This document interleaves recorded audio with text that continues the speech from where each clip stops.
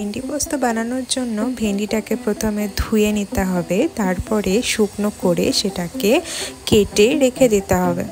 তারপরে একটা কড়াইতে সর্ষের তেল গরম করে ওই কেটে রাখা ভেন্ডিগুলোকে ভালো করে ভেজে নিই। তবে নুন এবং হলুদ চাইলে দিতে পারো, না চাইলে নাও দিতে পারো, কিন্তু আমি নুন আর হলুদের ব্যবহার করেই হালকা করে ওটাকে ভেজে নিয়েছি।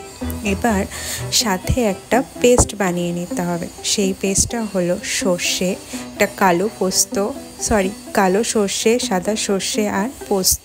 প্রথমে শুকনো নেড়ে নিয়ে সামান্য একটু জল দিয়ে তারপর এটাকে নাড়লেই খুব সুন্দর একটা সর্ষে পোস্তর পেস্ট হয়ে যাবে। ব্যাস, এটাকে সাইডে রেখে দেওয়া হোক। এবার সব কড়াইতে আবারও একটু সর্ষের তেল গরম করার পরে কালো জিরে আর কাঁচা লঙ্কা ফোড়ন, চাইলে শুকনো লঙ্কা দেওয়া যেতে পারে, কিন্তু আমি কাঁচা লঙ্কাই ব্যবহার করেছি। তারপর ওই পেস্টটা দিয়ে একটু হালকা নেড়ে চেড়ে ওই ভেজে রাখা ভেন্ডিগুলোকে ওর ওপরে দিয়ে দিতে হবে।